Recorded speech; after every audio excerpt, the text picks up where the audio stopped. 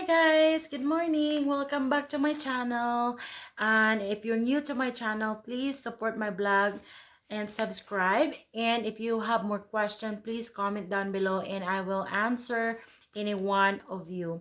So today's blog, I want to go over on my N400 form information. If you're divorced in the past and you're remarried, you're in the right channel.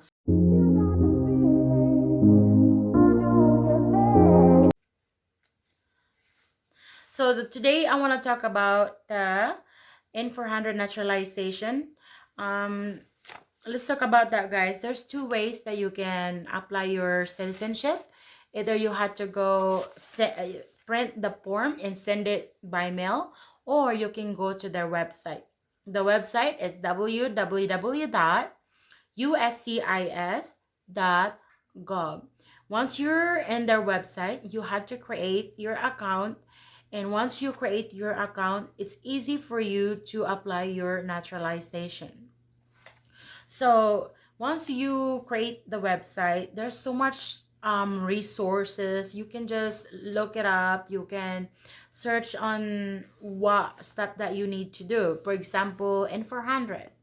So my tips is, if you want to apply for naturalization, that it's easy and faster for them to receive your form, the best to do it is online, like I did. I submitted my form through online, and within 24 hours I received the notice from the USCIS saying that my N400 naturalization is approved.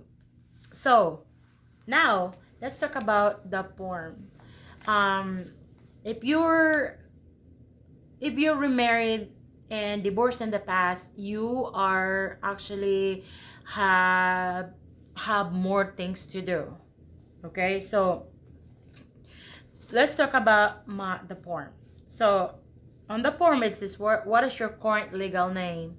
So you have to put your name, your whole full name, that what's on your green card. So it says in here, on the paper they would ask, would you like to legally change your name? And my answer is yes. I changed my name because I got remarried. I got divorced in the past and I got remarried, and I want to change my last name. So how can we contact you? So you have to make sure, guys, that you put the information in here, especially the phone number, the evening, the morning, the noon phone number, because they can contact you and you need to be able to answer that and receive their calls.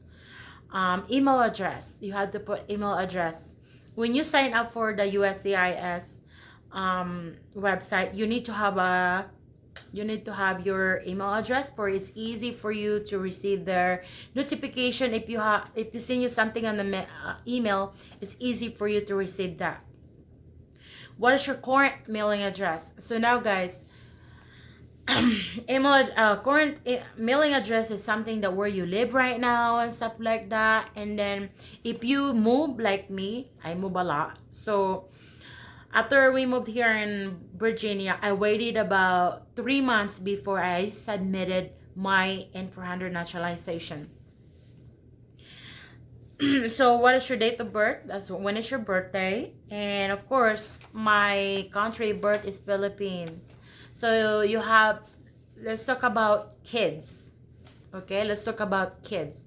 So if you have kids that passed away like me, make sure, guys, that you get he or she's birth certificate. Okay, it don't really matter when the baby passed away or when he passed away. Please bring the death certificate. Yes, everything you had to bring it, because that's my mistake, that I did not bring it to the immigration during my N400 naturalization interview. But thank God he understand, and I explained to him what happened, Thank God he's really nice, and he actually understand my situation. Um, so when you remarried or when you're divorced in the past, the officer will ask you pretty much about your current spouse. So you of course you had to tell him what's his name, what his date of birth, what his date of country, his address and stuff, his work, pretty much. So when you go on an interview face to face with the officer, please bring your current spouse birth certificate, passport, or if he's not a US citizen, please bring his green card or his certificate naturalization, because the officer want to see that as well. Because though on my experience, when I went to my interview, I have my husband's American passport, I have my husband's pretty much I have it all. I had his birth certificate just in case if they need it.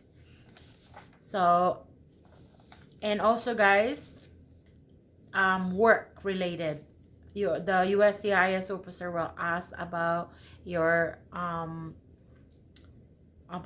current husband's work. So now let's talk about prior legal names husband. Okay, let's talk about your um previously married. Okay, so if you got divorced in the past and you apply for naturalization, guys, make sure that you bring the divorce paper with you. Once if you bring that divorce paper with you, guys, you have to check on the paper, make sure it's has a decree in it before you go to your in-for-100 naturalization interview.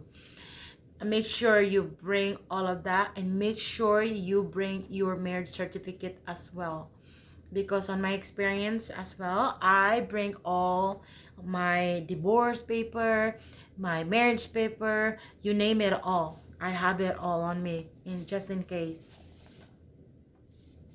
And don't forget, guys, bring your kids' birth certificate, death certificate, their social security number, their birth certificate if they're born here in United States.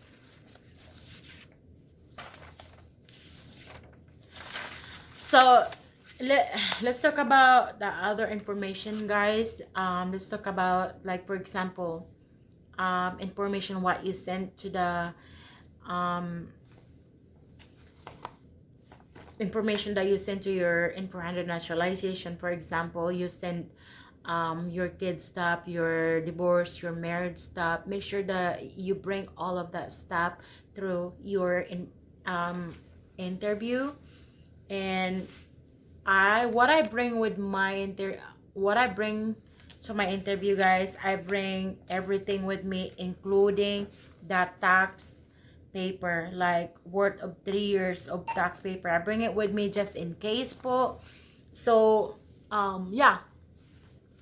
So if you're divorced in the past, guys, I know there's a lot of stuff that the officer will ask you, like on my experience. When I went to my interview, guys, my experience was a lot, because I got remarried in the past, and I got remarried. I got divorced and I got remarried in the past. So pretty much they asked me so much question about my past, like my ex-husband. Please just relax. I know if you don't want to talk about your past, I'm sure, just relax.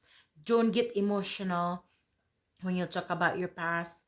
Just one question, when the officer asks you one question, just answer that. Just don't get emotional. Don't cry in front of him, of course, because I know during my interview, I want to cry to talk about my past, because especially when you have child involved, especially she passed away as well. So I really don't want to bring the past. But when you go in, when he asks you some question, that brings up. So my tips with you is just don't get it too emotional. Just take a deep breath, and I'm sure things will be okay. So that's all for today, guys. um Please support my blog and subscribe my blog, and if you're new, if you have more question, please comment down below. Bye. Når helgen nærmer seg, spør alle hva jeg gjør da. Jeg hitter kløben som om hverdag var en lørdag. Så mange